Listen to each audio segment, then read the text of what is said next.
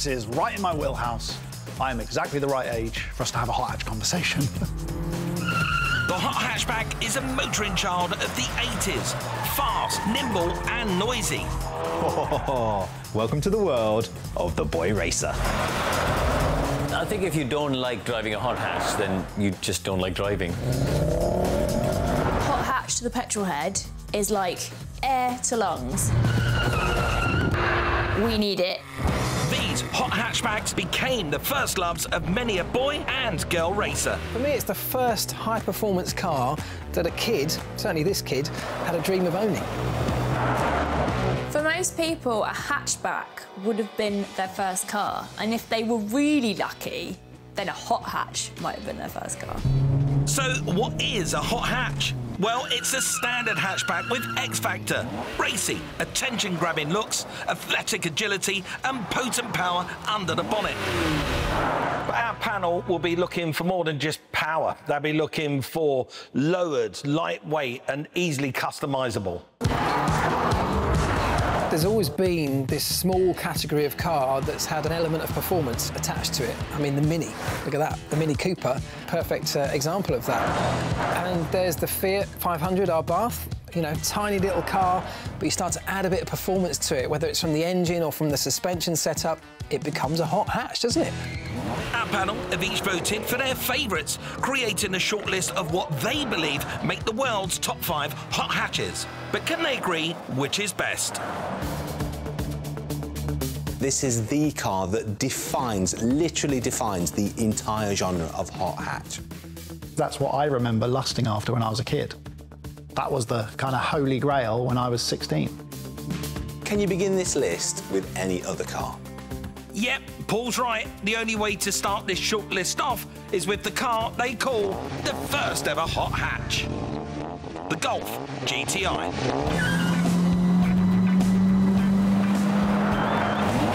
Shall we just stop recording now, because we've achieved greatness, haven't we? We've completed the show. Thanks for tuning in. When you sit in a Golf GTI, there's something really organic about it. I mean, everything's perfectly proportioned. The seat's exactly right, the steering wheel's exactly right, the gear stick's exactly right, the pedals are in the right position. Oh, yes. Yeah. Now, this is what I'm talking about.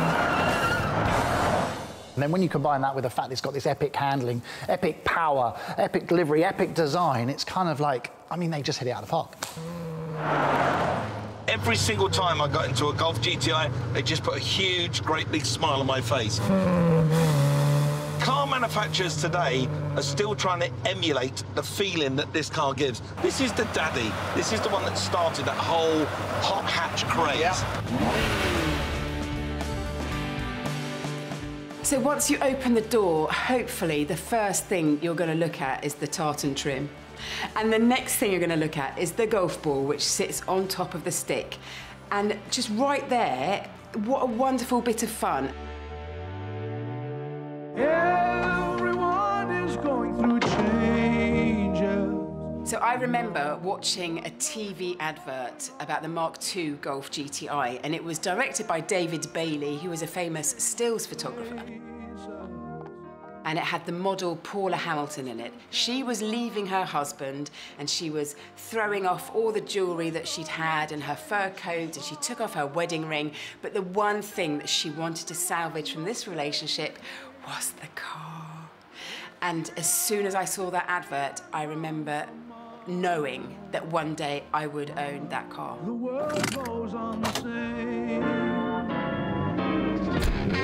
Since 1974, over 35 million Golfs have been sold, one every 41 seconds. And the GTI proudly heads up the fleet. But why it really earns its place on our list is it's the pioneering hot hatch, the first. In the early 70s, Volkswagen was reliant on the original people's car, their classic Beetle. But sales were falling. It was seen as old-fashioned, a car of the past. Coming up with a new hatchback had proven tough. So VW bought in Italian heavyweight car designer Giorgetto Giugiaro, who designed spectacular cars for Maserati, Ferrari and even Aston Martin. Now he was under pressure to develop a cash cow for struggling VW. And boy, did he do it. The design he came up with in 1974 broke the mould, somehow both a sign of the times and of the future. I don't think it's an overstatement to say that the Mark I Golf pretty much saved Volkswagen. It was revolutionary, it took them into a different market, brought them a whole new set of buyers, and more importantly, it gave them the money they needed at the time to keep them afloat. In its first full year of production, over 30,000 was sold. It was an instant success. Giugiaro later claimed it was his most important design ever. It was bold, it was beautiful, but it wasn't a hot hatch because VW hadn't invented it yet. In fact, the management of VW didn't want a sportier version of their Golf. It had never been done with a hatchback before, and they thought it was too risky. What you need to remember is the Golf GTI nearly didn't happen. At the VW factory, a team of engineers felt so passionately about creating a sportier version, they went against the management and secretly, after hours, worked on adapting the engine and designed details to make the Golf go faster and handle better at speed. It was the passionate crew that secretly took a Golf off the production line, hid it away, and it was those guys that turned it into the GTI, went back to VW. Bear in mind, it's in their own time. We're talking evenings and weekends here. They then go back to VW and go, hey, guys, I think we've really hit on something here. This is naughty employees doing something they shouldn't. This is taking a car, raising the suspension, the gearbox, the engine, all this stuff without management permission, because they knew there was a great idea there. They knew they could create a car that would elevate this wonderful little hatchback into something iconic, but all without permission. And it's because of that top secret project, because those guys invested their own time, the world was given the Golf GTI, and that then meant that the world was then given a whole host of hot hatches. So whoever those guys were, they're heroes. So while the standard Golf was a family favourite, the pumped-up GTI enticed drivers with a passion for performance. I love the fact that its ability to take you round a corner was matched by the power to get you out of it. I mean, a 1.6-litre engine may not sound a lot by today's standards, but back then, that was pretty big. And over 100 horsepower, too. Those are big numbers for the day. Within 5 minutes of getting in this car, you feel like you're a professional racing driver. Yeah. It makes you feel good. Yeah, it went like stinking. Yes, it was reliable, everything. But what it did is it made you look clever. It made you look good. You got in a Golf GTI, you look fabulous. Way humpback ridge. You love the purity of the design, don't you? Yeah. To me, it's the purity of the driving experience. To get their beloved GTI in production, the plucky engineers had to make a brave promise to their bosses. If they didn't guarantee sales, they faced the sack.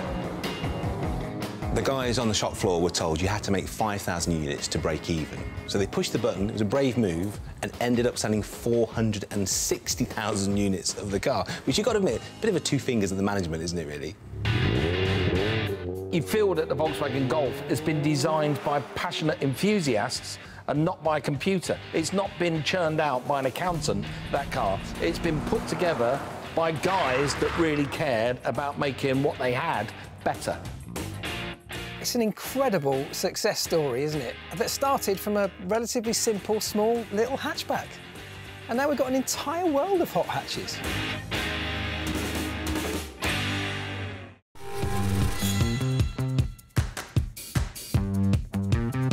In our forensic search for the world's greatest hot hatch, we've already put the VW Golf GTI under the microscope. But the next car has a formidable feature. There is just something about that car that every time I see one, I melt. If you've got that word turbo on the back of your car, then you're off. It's a game changer. Hot on the heels of the VW Golf, our next car is the uber chic Renault 5 GT Turbo.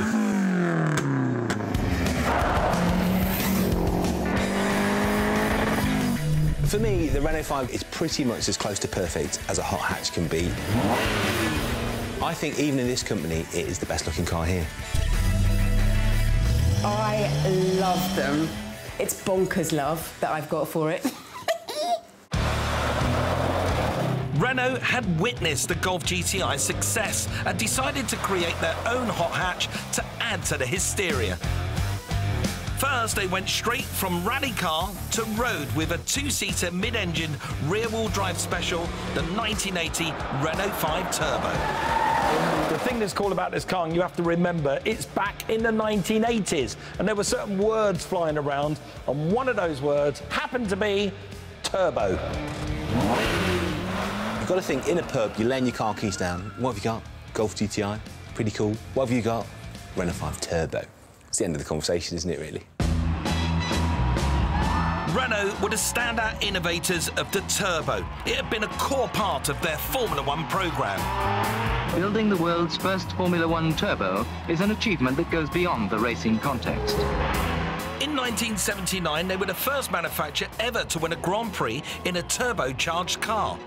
But putting this F1 tech into a hatchback would be sheer madness, unless you're Renault, of course. The product was dubbed by them the Little Bomb, and in the hands of a professional driver, Geno Ragnotti, it won the famed Monte Carlo Rally, amongst many others. A turbo engine in the Renault 5 puts this very popular model on the upper echelons of the big international rallies. When it comes on the market, it will be the fastest of the small European series cars. But in 1985, a legend was born that meant this little bomb could be bought for the high street.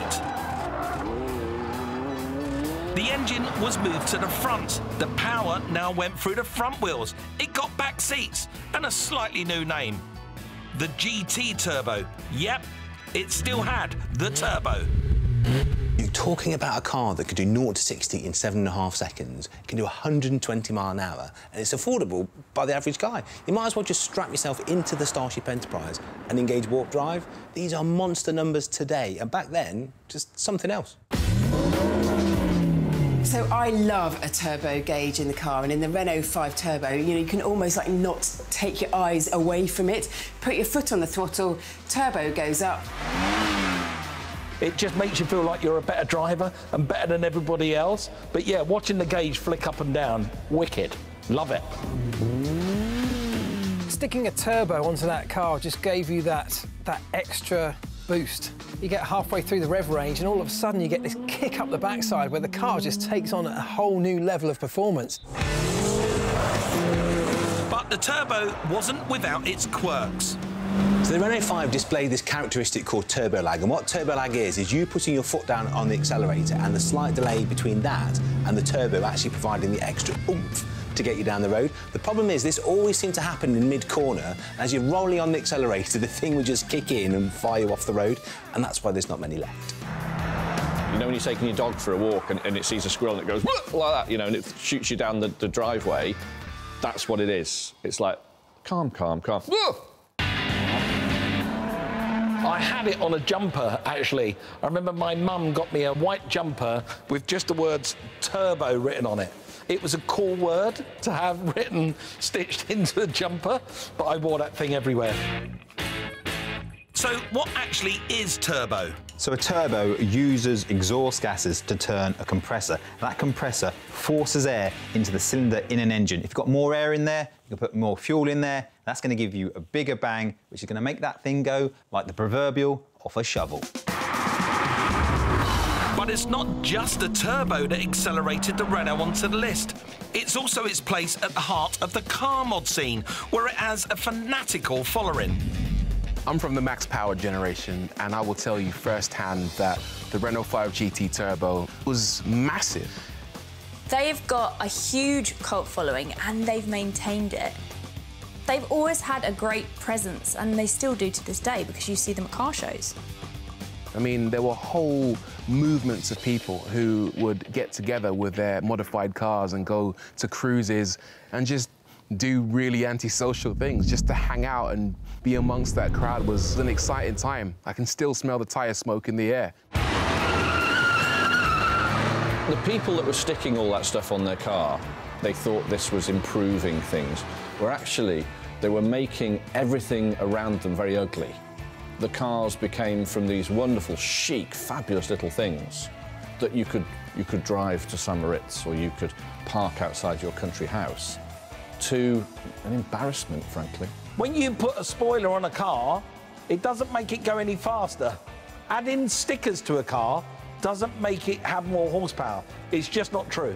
I even put a "I'm on a mission" sticker in the back of my granny's Mark I Ford Fiesta because it made me go faster. Either modified or not, the GT Turbo was a huge success for Renault, and it made the shortlist for the world's greatest hot hatch. But there's a second Renault in the running for the shortlist too. It's bold, it's blue, but will it be 2 out of 2? The Renault Clio was a car that your gran would go shopping in, but then they released the Clio Williams, and that changed the game. It had a massive lump under the bonnet, gold wheels, handling to die for, but then Renault did something that upset all their customers. So Renault, they teamed up with Formula One team Williams that was winning world championships like back-to-back back then. And they said, what we're going to do is have this one special edition. Every car's got a number on it, number 1, number 2, and we're only going to print like 2,500 of these cars. And guess what? They get sold immediately. So then all the board at Renault look at each other and go, that was good, wasn't it? It was a big success. Let's just do it again. So they then created the Williams Clio 2. And then said, well, let's make more, like 5,000 or whatever it was. And guess what? They sold all them ones as well. But now, if you're a Williams Clio 1 owner, you're like, hold on, I thought I was a special one. But now you've just gone and done it again. Talk about being cheeky. And perhaps for that reason, that's why the Clio isn't that iconic and it doesn't make our list.